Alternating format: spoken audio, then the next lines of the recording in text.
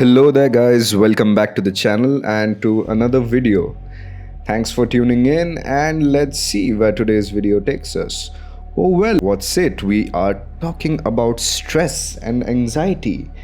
Well, these should not be anything uncommon for you right now if you're watching this video, and definitely nothing new. Do you ever feel like the weight of the world is on your shoulders? Well, you are not alone, my friend.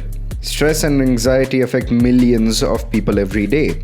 And this impact which it has on our lives, it can be very profound, ranging from just the sheer mental stress and anxiety we go through to the physical implications of it. You can even develop cardiac conditions as well as cancer. Ooh, that sounds really scary. In fact, scarier than this illustration itself. Well, I try to represent here how I feel when I am stressed out or experiencing anxiety. It almost feels like it is a house party of monsters who are ravaging around me, and I don't really have any control over it rather than scream and shout. And this is pretty much the feeling which I have from the inside. I know it's not good, but hey, you just can't help it sometimes. Mental and emotional anxiety can wreak havoc on our well-being. It can lead to racing thoughts, difficulty in concentrating, the feeling of being overwhelmed, and the dread of failure. In severe cases, it can even contribute to development of mood disorders like depression and panic attacks. I mean, who wants that in their lives? But once again, we can't help it, right? Or can we? Well, we'll talk about that later on. But what I'll really encourage you to do is take out just some time every week and use a tool known as the DASS. Now, DASS stands for Depression, Anxiety and Stress Scale. It is basically a set of self-report measures designed to assess the three related negative emotional states, namely depression, anxiety and stress. And what you can do with DASS is you can either use the full scale of 42 questions, which you can ask yourself about how you were feeling throughout the week and answer these questions and calculate a score. Now, alternatively, you can take the DASS 21 test, which tests you on a shorter scale than the DASS 42, and you will get to know about your mental status throughout the week.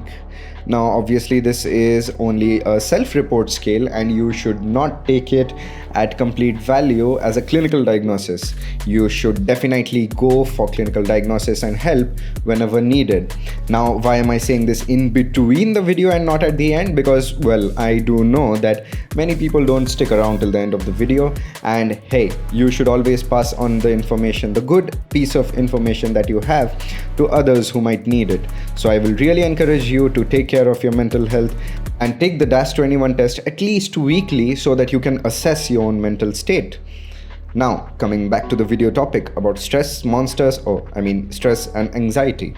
Well, these monsters that I draw, as I found out very later on during the advanced stages of having stress and anxiety itself, are not just an interpretation of mythical creatures or the fear of the unknown.